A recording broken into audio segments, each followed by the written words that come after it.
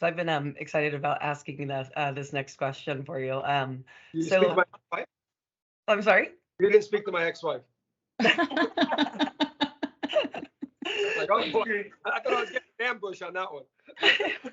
That's great. No, this is actually this has to do with Arnold Schwarzenegger of all people. So I don't know if you've heard his speech, but the internet is pretty in love with it as well as I am. But in his speech, Plan B, he says that he hates Plan B and that it doesn't exist in his dictionary. What doesn't exist in your dictionary, either a phrase or word? I've actually never heard that, and I actually I agree with it. I don't know what Plan B is. It's you go with Plan A, and if it doesn't work, you sit back and either fix it or just say it wasn't meant to work. To me, persistence. I mean, the key to success is not education; it's persistence. Like I write in my book, when when a door hits you and a door closes on you, you knock, doesn't open, you push, doesn't open, you push harder, it doesn't open, then kick it the fuck down. You take a sledgehammer and knock it out. Persistence. Don't take no. If you believe in what you're doing, and let me tell you, here's another rule: the more haters, the better. When you have haters, you know you're on the right track. When you have people saying, it would never work, there's not one great idea that's changed or revolutionized an industry that was looked at, face on, say, oh, that's a good idea. Yeah, that's a great idea. Let's do it. No, it's always looked at with people like, because you're changing something. People don't like to come out of their comfort zone. So for me, it's persistence. I've always been persistent. I've never taken, when I bought a shopping center when I was 19 years old.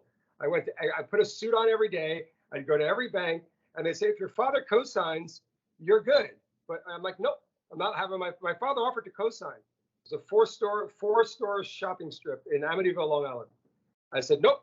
I went to like 7 banks. They all knew my father.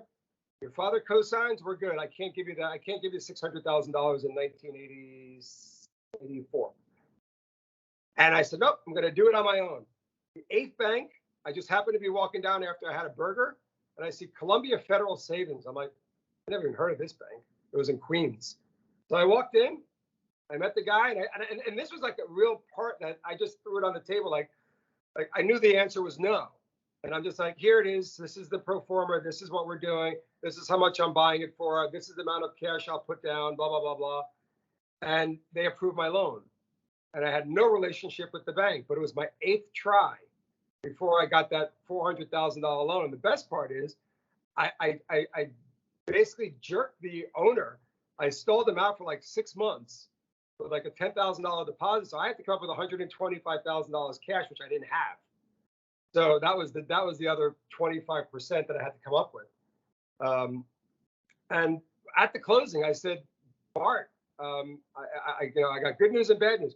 Here's a check for $400,000, but you need to hold a second mortgage on the 125 because I couldn't come up with the down payment.